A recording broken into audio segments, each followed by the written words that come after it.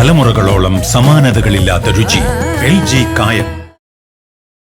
ഇനി ലക്ഷ്മി മോളെ ആരും സങ്കടപ്പെടുത്തരുത്. ദൈവങ്ങൾക്ക് ഒരുപാട് പ്രിയപ്പെട്ടവളാണ് ലക്ഷ്മി മോള്. അതുകൊണ്ട് ഈ തറവാട്ടിലെ മൂത്ത മോൾക്ക് കൊടുക്കേണ്ട എല്ലാ പരിഗണനയും ഇനി ലക്ഷ്മി മോൾക്ക് കൊടുത്തേ പറ്റൂ. അയാൾ പോയിരിക്കുന്നത് വിഷജന്തുക്കളുടെ അരികിലേക്കാ. സാഗർക്ക് വന്നതിന്റെ പിന്നില് മേഘനാഥൻ മാത്രമായിരിക്കില്ല, അവന്റെ അച്ഛനും കരുണയുടെ അച്ഛനും ഒക്കെ പങ്കുണ്ടാവും. അതൊന്നും നടക്കാതെ വന്നപ്പോ ഇനി എന്തെങ്കിലും കരുതി വെച്ചിട്ടാണോ അയാളെ അങ്ങോട്ട് വിളിപ്പിച്ചെന്ന് അറിയില്ല. ഇത് നാടൻ കോഴിയുടെ ലെഗ് പീസാ. കഴിച്ചോളെ.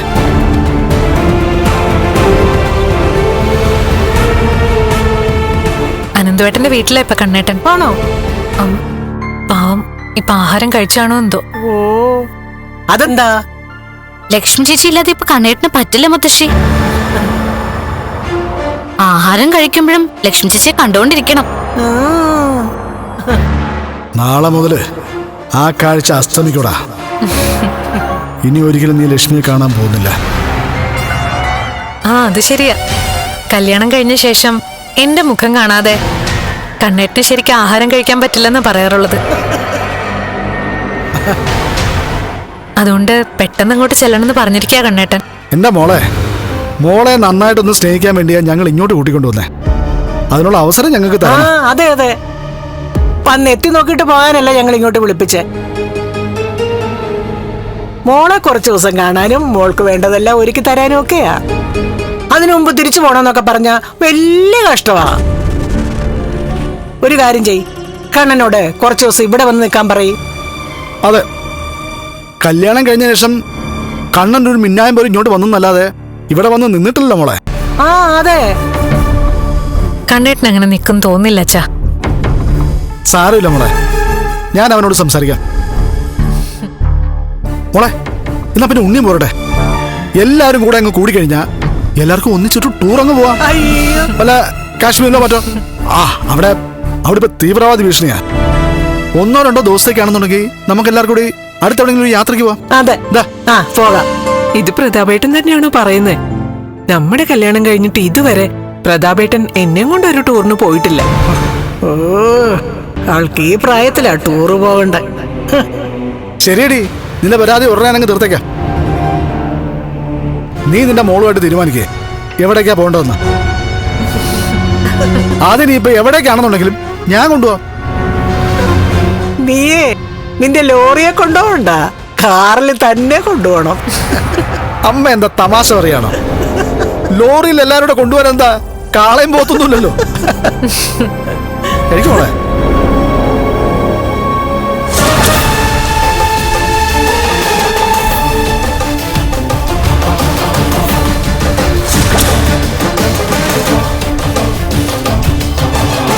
കഴിക്കടി, കഴിക്കേ.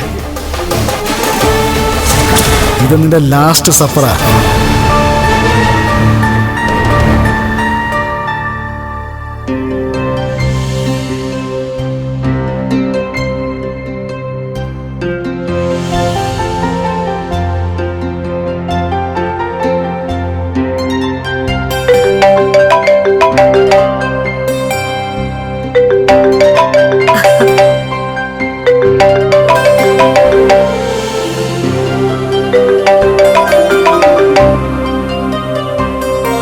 ഞാൻ വിളിക്കണമെന്ന് കരുതുമ്പോഴൊക്കെ ഇങ്ങോട്ട് വിളി വരിക.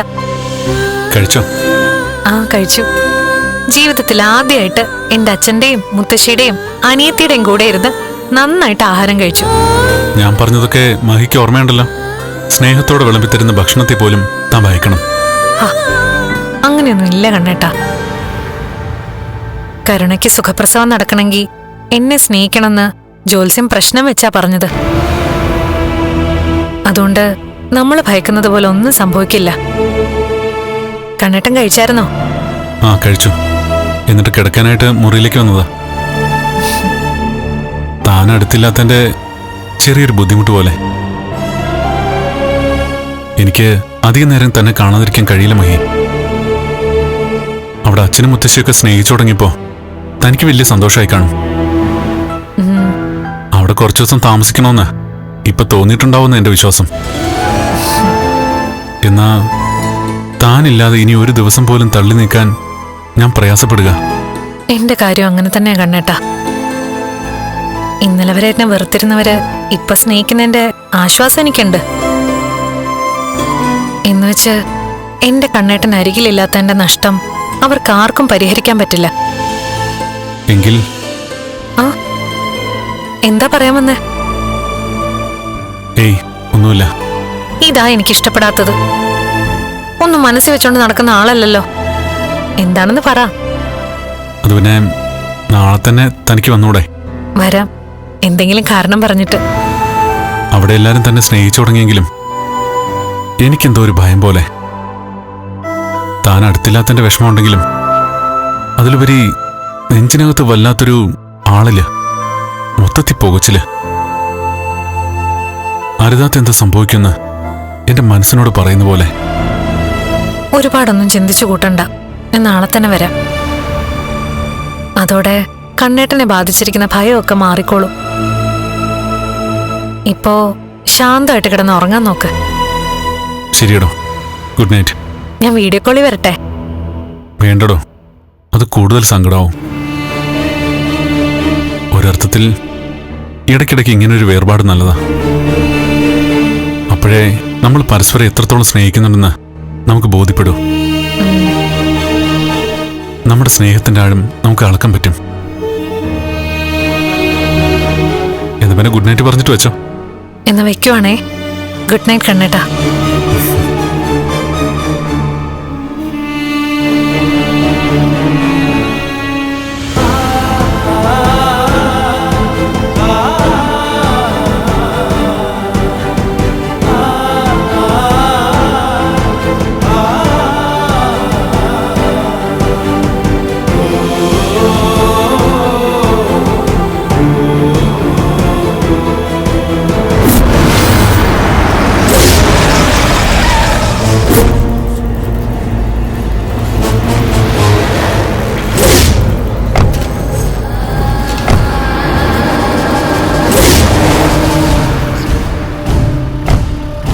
പറഞ്ഞതൊക്കെ ഓർമ്മയുണ്ടല്ലോ. ചെയ്യേണ്ടതെല്ലാം പ്രധാന സാർ ചെയ്തോളൂ. നമ്മൾ നമ്മുടെ ജോലി ഭംഗിയായിട്ട് ചെയ്താൽ മതി. വെറുതെ ഒന്നും ചളവാക്കരുത്. ഇല്ലണ്ണ. നിങ്ങൾ വന്നു കഴിഞ്ഞാൽ വണ്ടി റെഡിയാ. എന്നാ പിന്നെ വിട്ടോ. ഓക്കെ അണ്ണ.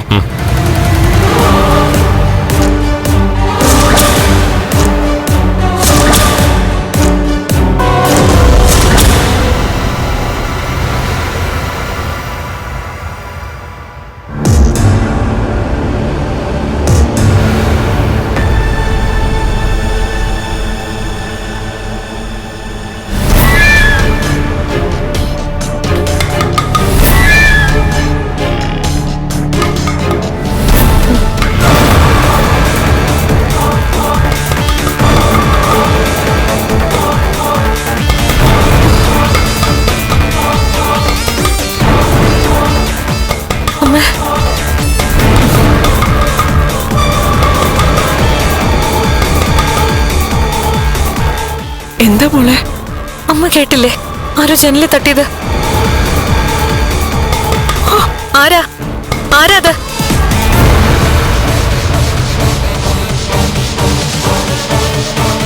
ആരോ മതിൽ ചാടി അകത്ത് കിടന്നിട്ടുണ്ടമ്മേ. അമ്മ അച്ഛനെ വിളിക്കേ.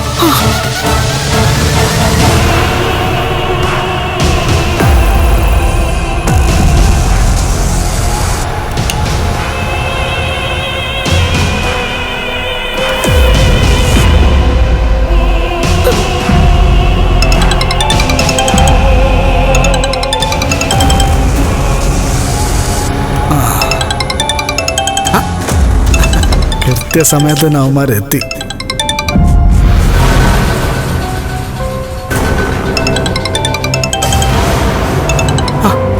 എന്താടി മോനെ? പ്രതാപേട്ട, ആരും അകത്ത് കയറിയിട്ടുണ്ട്. അകത്ത് കയറിയെന്നോ? ആര്? അതൊന്നും അറിയത്തില്ല. ആരും 2-3 തവണ നമ്മുടെ ജനലിൽ തട്ടിയിരുന്നു. ഒരു നിഴല് പോകുന്നതും കണ്ടു. ഓ, അത് പൂച്ച മറ്റോ ആയിരിക്കും മോനെ. അല്ല, എന്നെക്കാളും മുൻപേ കണ്ടത് മോളാ.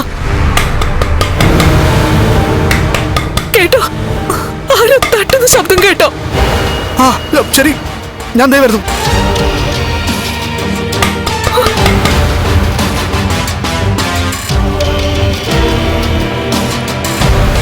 തുറന്നു നോക്കിയാലോ അമ്മേ? അയ്യോ വേണ്ട. നമ്മ ഇങ്ങോട്ട് വാ.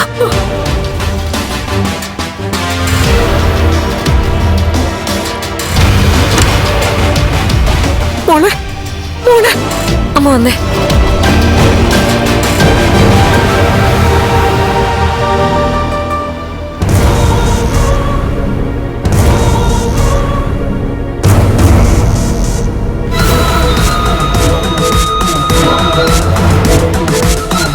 മോളെ, എന്ത് ശബ്ദം കേട്ടാലും മോള് പുറത്തോട്ട് വരണ്ട. മോള് നല്ല ഉറക്കമാണെന്ന് ഞാൻ പറഞ്ഞോളാം. നിന്റെ അമ്മയുടെ നിലവിളി തുടങ്ങാനുള്ള സമയമായിട്ടുണ്ട്. ഞാനൊന്ന് നോക്കിയിട്ട് വരാം. ആ.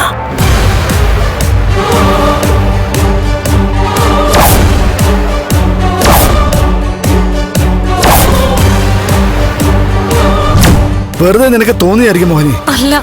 ഇപ്പൊ ശബ്ദമൊന്നും കേൾക്കുന്നില്ലല്ലോ. അയ്യോ അല്ല, ഞങ്ങൾ കണ്ടതാച്ചാ. ജനലിൽ തട്ടുന്ന ശബ്ദം മാത്രമാണ് കേട്ടതെങ്കിൽ വല്ല പൂച്ചയോ മറ്റോന്ന് പറയായിരുന്നു. ഇതൊരാളുടെ നിഴല് തന്നെയാ. എന്താടാ എടാ, എന്താന്ന്? ആ അമ്മേ, മോഹിനി മോളും ജനലിന്റെ അടുത്ത് എന്തോ ശബ്ദം കേട്ടെന്നാ പറയുന്നത്.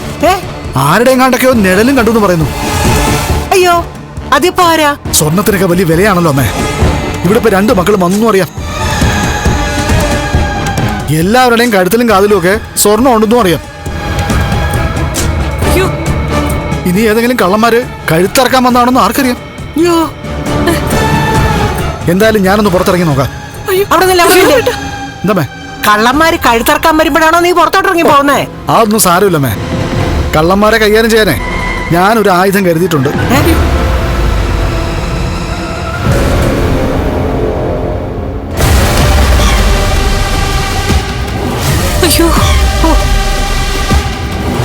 വന്നത് കള്ളന്മാരാണെന്നുണ്ടെങ്കിൽ അവന്മാര് കത്തിയും കൊണ്ടേ വരും. അങ്ങനെയാണെന്നുണ്ടെങ്കിൽ ഇത് മതി അവന്മാരെ കൈകാര്യം ചെയ്യാൻ. പുറത്തോട്ട് ഇറങ്ങണ്ട പ്രതാപേട്ട. എനിക്ക് എന്റെ കോമ്പൗണ്ടിനകത്ത് ആരെങ്കിലും കയറിയിട്ടുണ്ടെങ്കിൽ അവന്മാരുടെ കൈയും കാലും തല്ലി ഒടിച്ചിട്ടേ ഞാൻ വിടുള്ളൂ. ഈ നാട്ടിലുള്ള കള്ളന്മാരായിരിക്കില്ല. ആയിരത്തെങ്കിൽ എന്റെ വീടിനകത്ത് കയറത്തില്ലായിരുന്നു.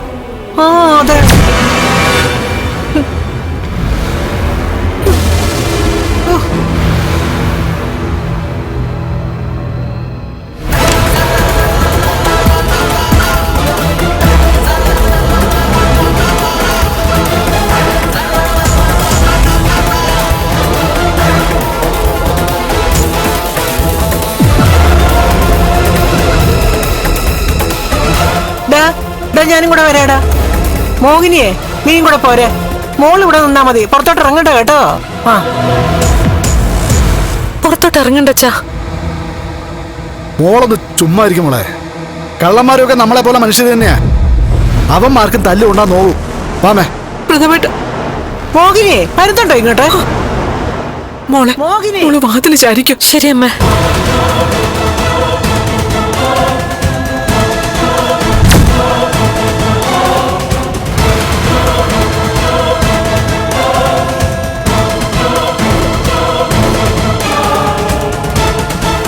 അവിടെ അനങ്ങുന്നു.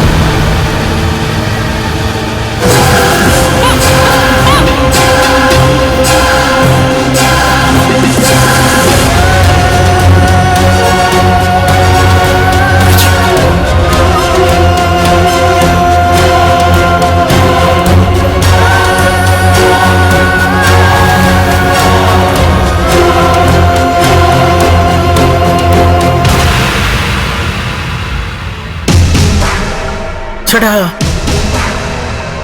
ഇവിടെയൊന്നും ആരെയും കാണുന്നില്ലല്ലോടാ. ഡേ, നീ ശരിക്കും ശബ്ദം കേട്ടായിരുന്നോ? ഞാൻ മാത്രമല്ലമ്മേ, ലക്ഷ്മി മോളും കേട്ടതാ. അവളിവിടെ വന്നപ്പോ മാത്രം ആരാ ഇങ്ങനെ ജനലിൽ മുട്ടി വിളിച്ചത്? ആ അതാ ഞാനും ആലോചിക്കുന്നേ. ആ പ്രതാപ, ഇത് വല്ല പൂച്ച മറ്റോ ആകാനാ സാധ്യത കേട്ടോ. ശരിയാ, പൂച്ച ഇറങ്ങി ഓടില്ലോ. അമ്മേ, ഞാനൊരാളിന്റെ നേരില് കണ്ടു പറഞ്ഞതല്ലേ. ചേടാ, എന്നിട്ട് എവിടെ കാണുന്നില്ലല്ലോ.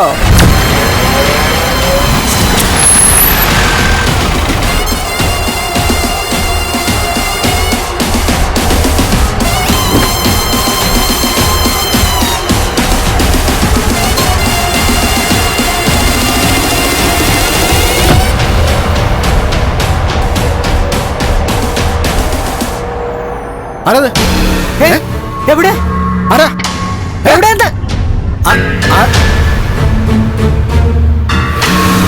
ഇവിടെ ആരുമില്ല, വെറുതെ ഉള്ള ഉറക്കം കളഞ്ഞു. അയ്യോ ഡാ പ്രതാപ, വാതിൽ തുറന്നിട്ടാ നമ്മള് പുറത്തോട്ടിറങ്ങിയേ. അയ്യോ, ഇനി ആരെങ്കിലും ആ തക്കം നോക്കി അകത്തോട്ട് കയറി കാണുവോ? വാടാ. അയ്യോ, നീ വാതിലടച്ചില്ലായിരുന്നോ? ഒന്ന് നോക്ക് വാ.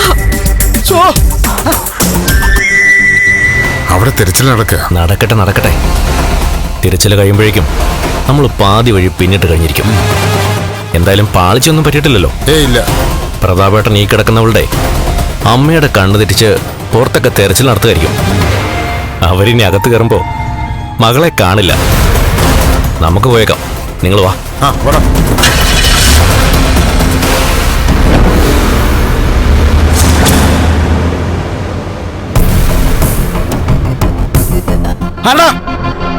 ഇറങ്ങി വാടാ.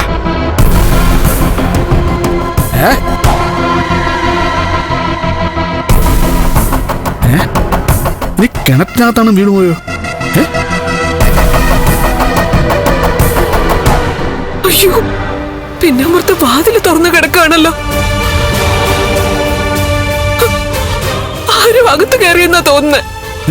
എടാ പ്രതാപേട്ടാ വാ. അയ്യോ, നേരാണല്ലോ. നോക്കങ്ങോട്ട്. പട്ടാളക്കാരന്റെ ഭാര്യയല്ലേ, ധൈര്യത്തോടെ വാ. എന്റെ ഈശ്വര,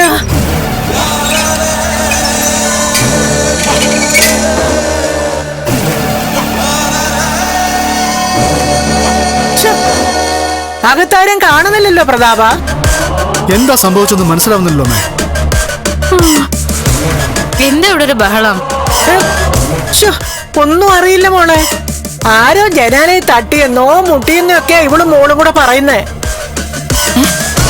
നീ പിന്നാമ്പുറത്തെ വാതിലെങ്ങാനും തുറന്ന് നിന്റെ മോള് പുറത്തങ്ങനെ പോയി. അതുകൊണ്ടാണോ വാതിൽ തുറന്നു നടക്കുന്നേ? അതിന് മോൾ ഒറ്റയ്ക്ക് പുറത്തു പോകാറില്ലല്ലോ. എടി, പോയില്ലെങ്കിൽ പിന്നെ പിന്നാമ്പുറത്തെ വാതിൽ ആരാ തുറന്നു കൊടുത്തേ? വെറുതെ മനുഷ്യന്റെ ഓർക്ക കളയാനായിട്ട് അമ്മയും മോളും കൂടെ ഇറങ്ങിക്കോളും. മുകളിലൊന്ന് നോക്കട്ടെ, അവള് മുറിയിലുണ്ടാവും. ശരി, വേഗം ചെല്ല്. പതുക്കെ പൊടി, പടി ഞങ്ങളും മറിഞ്ഞു വീഴണ്ട. ലൈറ്റ് നോക്കിപ്പോ.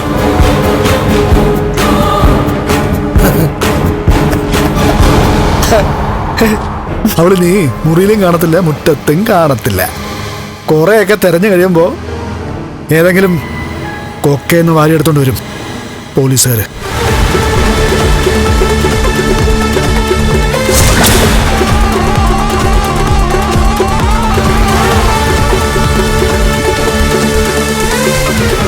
മോളെ, മോളെ,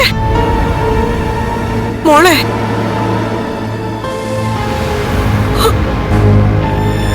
മോളെ,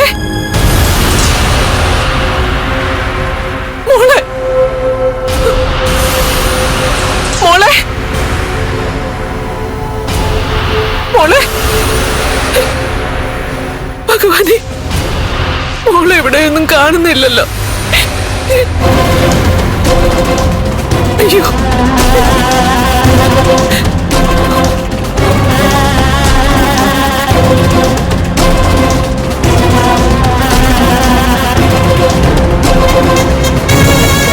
പ്രതാപ, ഇനിയിപ്പോ ഇത് കേസോ വഴക്കോ മറ്റോ ആവോ? ഈ കണ്ണൻ എന്ന് പറയുന്നവൻ നിസ്സാരക്കാരനൊന്നും അല്ല.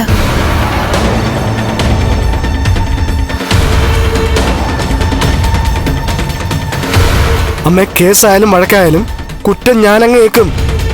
എന്നിട്ട് ഞാൻ പോയി ജയിലിൽ കിടക്കും. എന്നാലും കണ്ണന്റെ ജീവിതത്തിൽ ഇനി മഹാലക്ഷ്മി വേണ്ട. അച്ഛാ, എനിക്കും ചെറിയ നെഞ്ചെടുപ്പൊക്കെ ഉണ്ട്. മോളെ മോളെ മോള് പേടിക്കണ്ട. മോക്ക് പരിക്കില്ലാതെ ജീവിക്കണം, സന്തോഷത്തോടെ ജീവിക്കണം, അല്ലേ? അതിനുവേണ്ടി അച്ഛൻ എന്ത് ചെയ്യും? പോലീസും കേസും വഴക്കൊന്നും അച്ഛന് പുത്തരിയൊന്നുമല്ല. അത് മോള് എത്ര വേണം കണ്ടിട്ടുള്ളതാ. നമ്മൾ നിരപരാധി സമയം നോക്കും, നമ്മളെ കൊണ്ട് പറ്റുന്നത്ര സമയവും. അത് കഴിഞ്ഞാ പിന്നെ ഞാൻ പ്രതിയായിക്കോളാം. മോളെ, നല്ലൊരു വക്കീലിനെ വെച്ചാ കേസിൽ നിന്നൊക്കെ ഊരി പോരാന്നേ ഉള്ളൂ. കണ്ണന് മാത്രമല്ല പണം, നമുക്കുണ്ട്. മോളെ, അവള് വരുന്നുണ്ട്. എന്താടി? മോളെവിടെ? മോളെവിടെയും കാണാനില്ല. കാണാനില്ലേ? നീ എല്ലായിടത്തും നോക്കിയോ? ഞാൻ എല്ലായിടത്തും നോക്കി, അവിടെ എങ്ങുമില്ല. പ്രതാപ,